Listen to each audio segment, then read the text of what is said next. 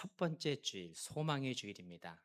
대림절 첫 번째 주일 하나님의 말씀 제목은 소망의 빛을 향해 걸어가라입니다.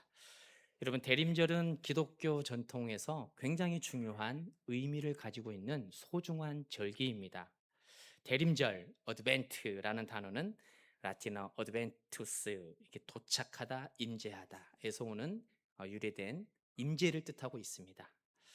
그래서 성탄절 12월 25일을 기준으로 해서 그 앞에 4주 동안 우리는 대림절로 지키고 있습니다. 그래서 오늘이 대림절 첫 번째 주일, 그 다음에 두 번째, 세 번째, 네 번째 주일, 25일 날은 우리가 성탄절로 하나님께 예배를 하고 있습니다.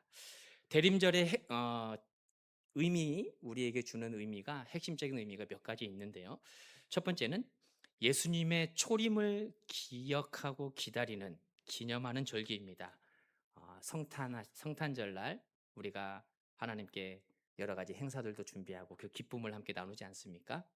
베들레헴에 오신 아기 예수를 기다리는 마음의 자세로 지내는 시간이죠. 약속의 성취를 묵상하면서 하나님의 역사 속에서 이룰 역사들을 기대하며 기다리는 절기가 대림절이에요. 또 대림절의 두 번째 핵심은 예수님의 재림을 또한 준비하는 절기입니다. 초림은 예수님께서 아기 예수로 탄생하는 그때를 초림이라고 하고, 재림은 성경에서 말씀하신 대로 십자가에 달리셔서 죽으셨다가 3일 만에 부활하셨지 않습니까? 그리고 제자들에게 격려해주고 위로하시면서 내가 너희들에게 성령을 보내주겠다 말씀하시면서 하늘로 올라가셨다, 성경은 말씀하고 있어요. 그리고 이후에 다시 올 때까지 성령 충만하며 그 권능으로 살아갈 것을 말씀합니다. 이 재림을 우리에게 말씀하고 있다는 것이요. 그래서 이 재림을 준비하는 이 시기는 깨어 있어서 말씀 앞에, 기도 앞에 나아가는 시기입니다. 세 번째로는 빛과 소망의 절기예요. 어두운 세상에 오실 메시아를 기다리는 소망의 시간입니다. 그래서 대림절에는 저희가 이제 절기에 맞춰서 앞에 예전 색깔을 보라색으로 바꿨습니다. 이 보라색이 주는 또 의미가 있고요. 또 빛이 주는 의미가 있다라는 거예요. 그것들을 우리가 하나씩 하나씩 살펴보고자 합니다. 우리 교회는 촛불을 켜지 않습니다. 초에 보면은 화면을 한번 보여주실까요? 대림절이 되면은 저렇게 촛불을 켜지 않습니까? 네, 저희 교회는 켜지는 않아요. 저 촛불을 어떤 교회는 4개를 켜는 경우도 있고 어떤 교회는 5개를 켜는 경우도 있습니다. 맨 마지막에 하얀색이 있는데 그 하얀색에 또 다른 하나를 하얀색을 넣어서, 하얀색은 그리스도의 빛, 예수를 의미하고 상징하기 때문에 5개의 초를 매 주일마다 이 뒤에 놓고 촛불 하나씩 붙여요. 보라색, 연보라색, 분홍색, 하얀색, 성탄절 때 한 중앙에 있는 하얀색 초, 이렇게 촛불을 켜고 있습니다. 첫 번째로 이제 짙은 보라색 초를 켜는데, 첫째 주일에는 이것은 소망의 빛을 우리에게 상징합니다. 예수님이 오실 거라는 약속의 희망을 의미하죠.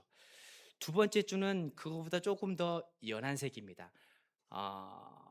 이제 다 그냥 보라색인데 그냥 똑같은 보라색으로 놓으면은 이렇게 큰 차이가 없기 때문에 진한 보라색, 연한 보라색 이렇게 구분을 짓거든요. 두 번째 주는 이제 연한 보라색으로 촛불을 켜는데 평화의 촛불을 의미하죠. 그래서 하나님의 샬롬이 이 땅 가운데 임하기를 기대하는 그 주가 이제 두 번째 주입니다. 세 번째 주는 분홍색 초를 켜게 됩니다. 기쁨의 촛불, 기쁨의 주의를 의미하고요. 네 번째 주에는 하얀 백석의 촛불을 켜게 됩니다. 사랑의 촛불을 의미합니다. 세상을 향한 하나님의 한없는 그 크신 은혜와 사랑을 상징하죠.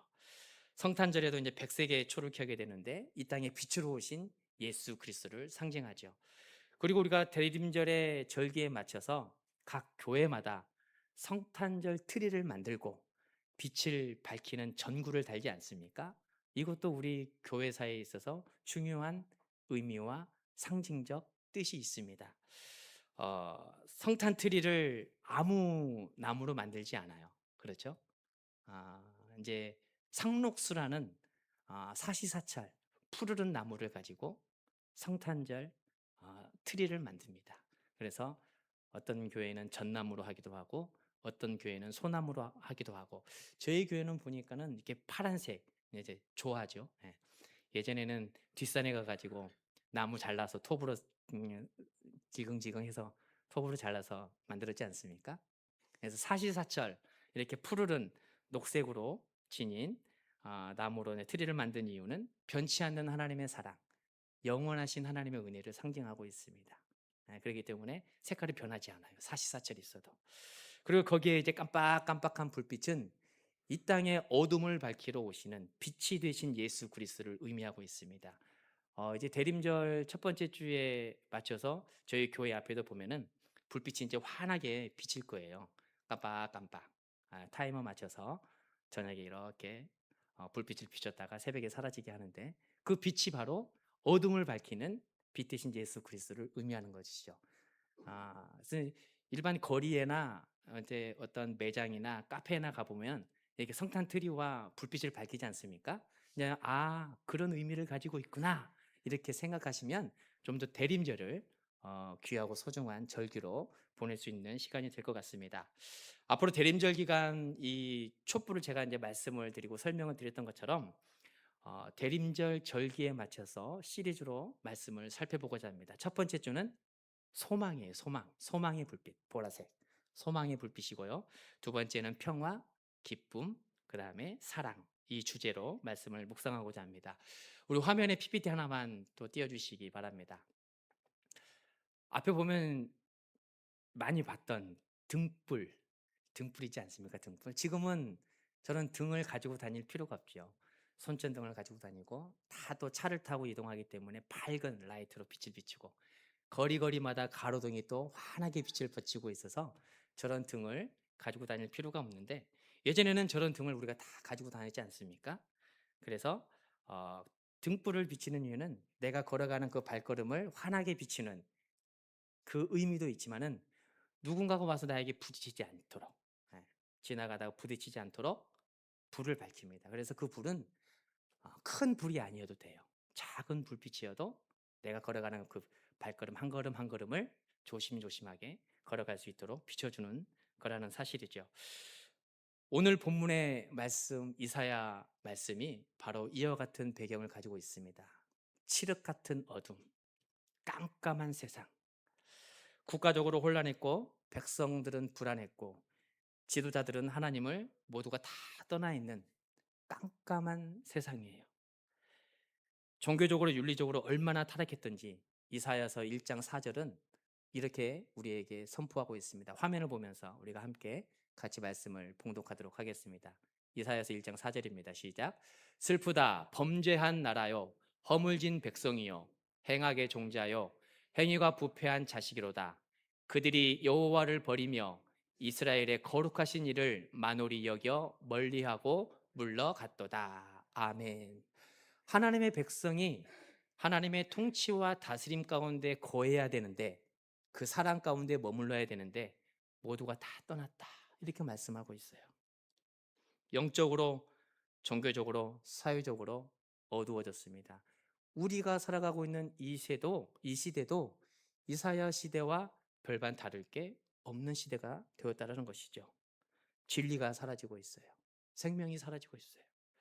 그렇게 성경은 영적 암흑기인 이 시대에 세상의 소망이 되시고 빛이 되신 예수 그리스도를 저와 여러분에게 선포하고 있는 것입니다. 오늘 이 시간 하나님께서 우리에게 어떠한 미래를 약속하셨는지 그리고 소망의 빛을 향해 걸어갈 때 어떻게 걸어가야 되는지를 살펴보면서 함께 은혜를 나누고자 합니다. 먼저 첫 번째는 소망의 빛 대신 예수를 따라가기 위해서는 현실이 아닌 하나님의 말씀을 붙들어라 이렇게 선포하고 있어요.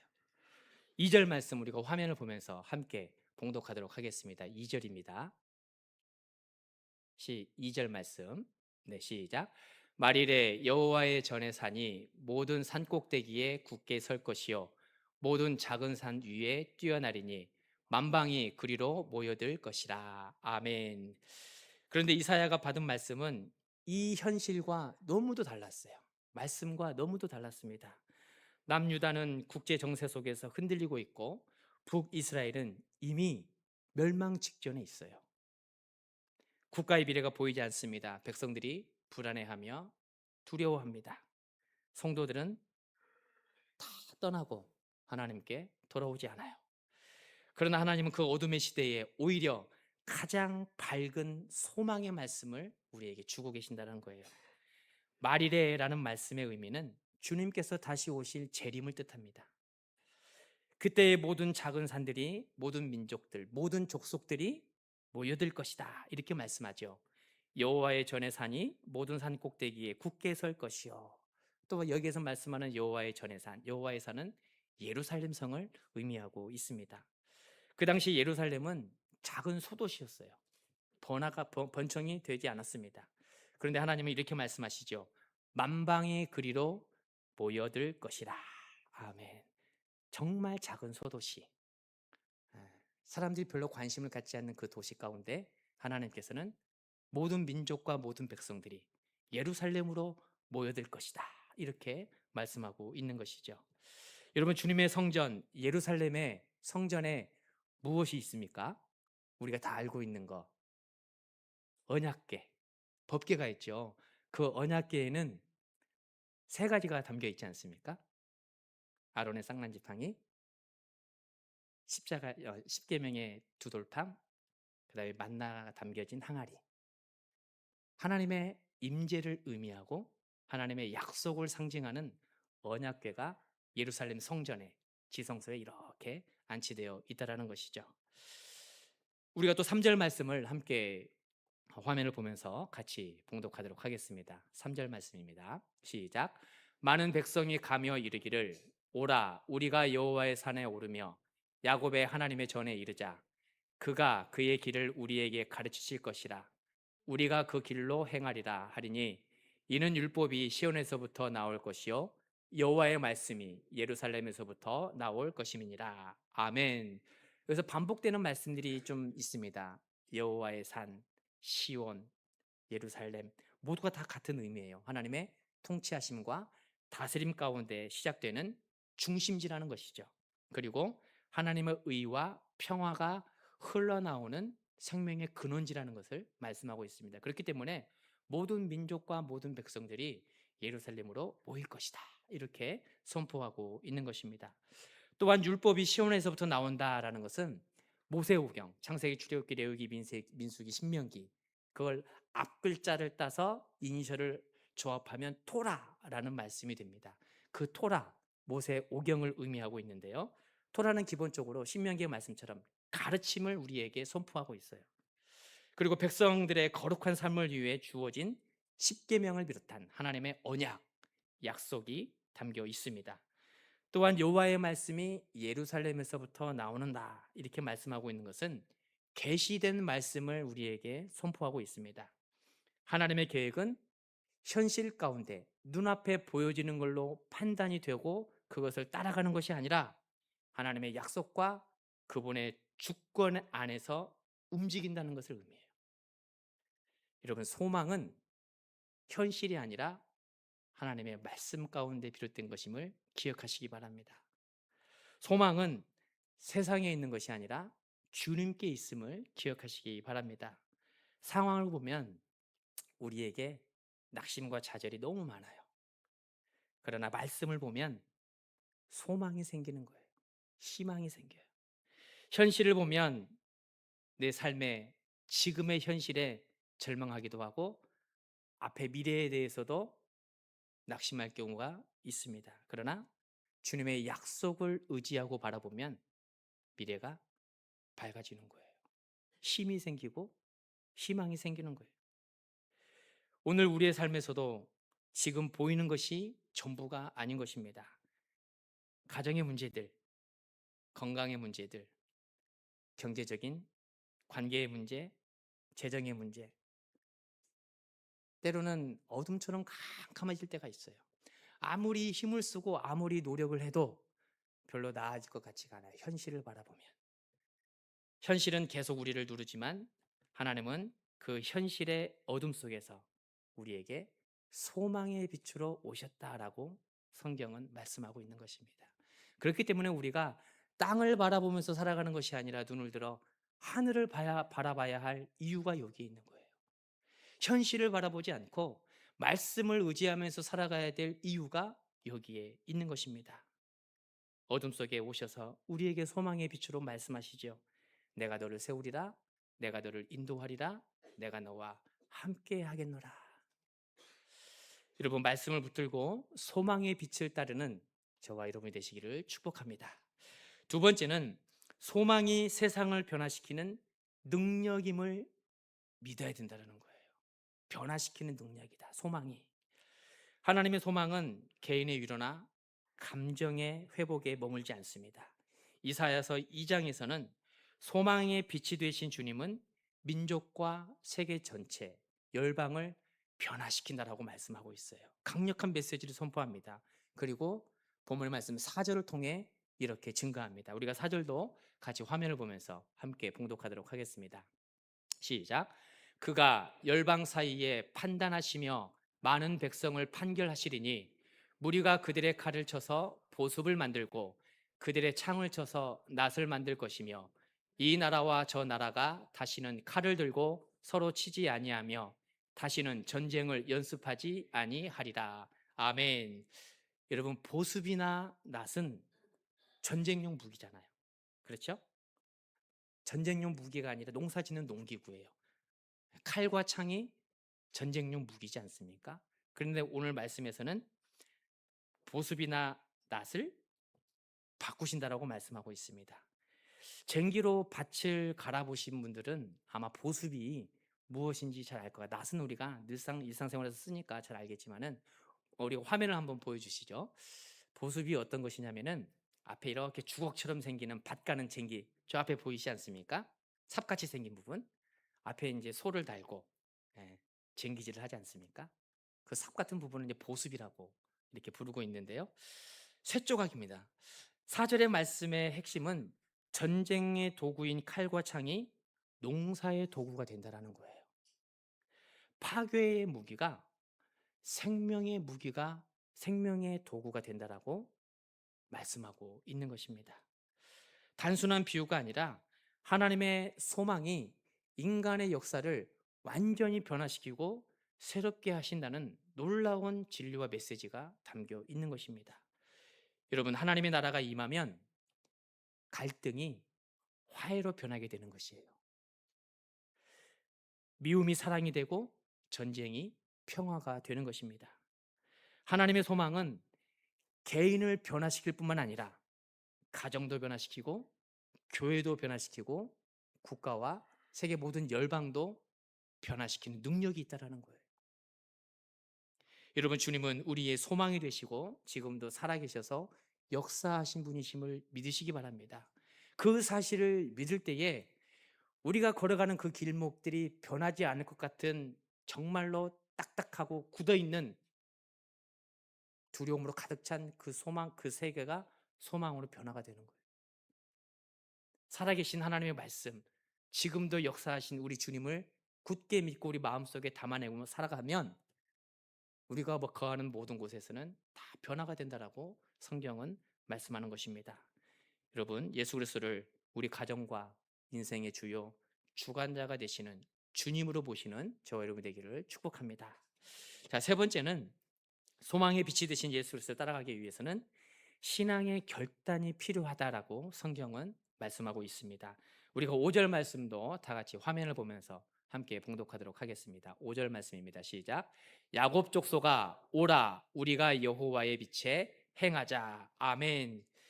이사야서 전체에 해당하는 핵심 메시지 말씀이 이 말씀 5절의 말씀이에요. 결단의 외침입니다. 야곱은 12지파를 대표하는 지파예요. 그리고 민족의 조상이기 때문에 이스라엘 민족 전체를 의미하는 상징성을 가지고 있고 오늘날 저와 여러분을 의미하고 있는 성도를 가리키고 있습니다. 또한 여호와의 빛은 앞서 3절에서 말씀하셨던 것처럼 율법과 하나님의 말씀을 의미하고 있어요. 오늘을 살아가는 저와 여러분을 향해서 세상은 계속해서 부추깁니다. 무엇을 부추깁니까? 더 가질 것을 부추겨요. 더 소유할 것을 부추겨요. 성공할 것을 부추깁니다. 그런데 성경은 그와 반대로 그것을 내려놓으라 말씀하시죠. 그리고 그 세상의 것을 붙잡는 그 손에 예수 그리스도를 붙잡을 것을 말씀하고 있어요. 하나님의 말씀을 우리 마음속에 담아둘 것을 명령하고 있는 것입니다. 세상이 추구하는 부와 명예가 아니라 소망 대신 예수 그리스도, 그 예수 그리스도를 우리 삶의 중심에 모실 것을 선포하고 있는 것입니다. 그렇기 때문에 오늘 성경은 저와 여러분을 향해서 선택과 결정에 대해서 선포하고 있는 거예요. 무엇을 선택할 것인가? 무엇을 집중할 것인가? 세상의 성공인가? 아니면 하나님의 생명의 말씀인가? 세상이 추구하는 부와 명예인가? 아니면 이 땅에 소망으로 오신, 빛으로 오신 예수 그리스도인가? 성경에 보면 신앙의 결단에 있어서 기억해야 될 말씀이 굉장히 많이 있습니다. 그러나 특별히 여호수아 24장에 나타난 여호수아의 고별 설교를 통해서 우리는 그 말씀의 비밀을 발견할 수가 있는데요. 우리가 화면을 보면서도 함께 같이 24장의 말씀을 같이 봉독하겠습니다. 시작.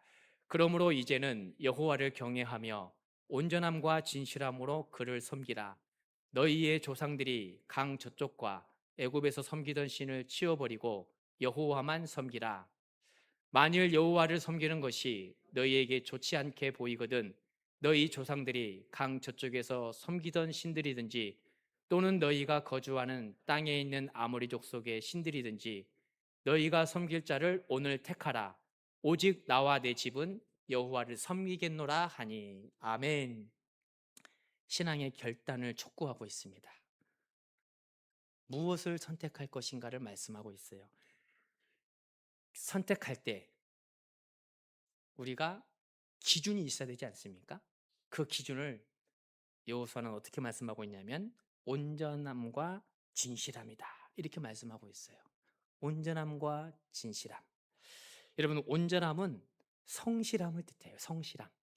우리가 특별한 탁월한 능력이 없어도, 재능이 없어도 주님께서 주신 한 달란트, 다른 사람들은 5달란트가 있기도 하고 2달란트가 있기도 하고 많은 재능이 있지 않습니까? 그러나 누가 봐도 나에게는, 우리 가정에는 하나님께서 주신 은혜가 그렇게 많지 않은 것 같아요. 그러나 성실함으로 그 달란트를 붙들고 살아간다면 여호와를 섬기는 가정이 되는 거예요. 세상에 그 어떤 유혹이 와도 흔들리지 않는 거예요. 성실함은 오직 하나님만을 바라보며 충성할 것을 말씀하고 있는 것이죠. 진실함은 진리를 의미합니다. 이 진리는 하나님과의 바른 관계성에서 오는 진리예요. 온전함과 진실함을 통해 여호와를 경외하고 하나님만을 섬길 것을 명령하고 선포하고 있는 것입니다. 여러분, 영적인 선택은 성공이냐 실패냐가 아니에요. 죽음이냐 생명이냐 여기에 달려 있는 거예요.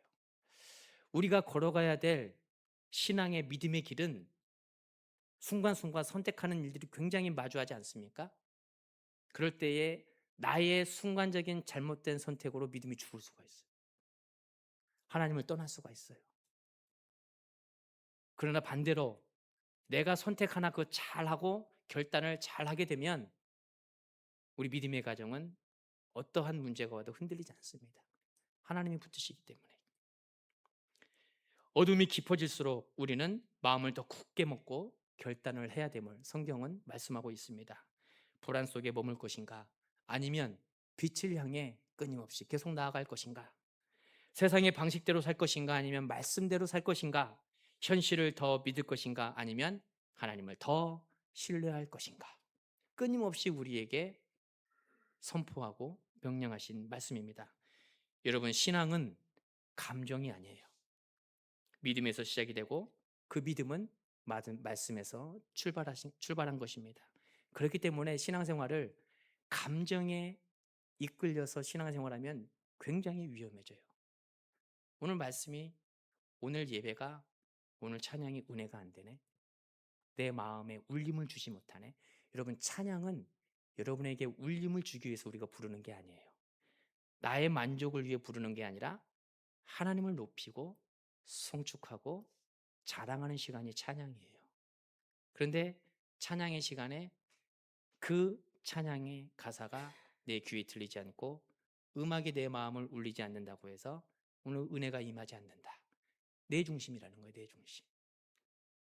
하나님을 경외하고 경배하는 시간입니다. 감정이 아니에요.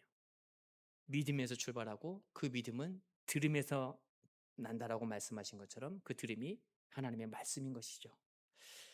우리가 결단하고 한 걸음 내디딜 때 하나님은 그 발걸음 한 걸음 한 걸음을 통해서 우리 가운데 역사하시고 나타나십니다. 소망을 불어넣어 주시는 것이에요. 여러분, 오늘 성경은 저와 여러분을 향해 소망은 현실이 아니라 말씀에서 온다고 증거하고 있습니다. 소망은 개인을 넘어 세상을 변화시키는 주님의 능력이고, 소망은 감정이 아니라 믿음의 결단과 선택임을 우리에게 증거하고 있습니다. 대림절 첫 주일, 우리 모두가 소망의 길을 따라가는 예수님을 붙드심으로 그 빛 대신 주님만을 바라보고 나아가는 저와 여러분 되기를 축복합니다. 기도하겠습니다.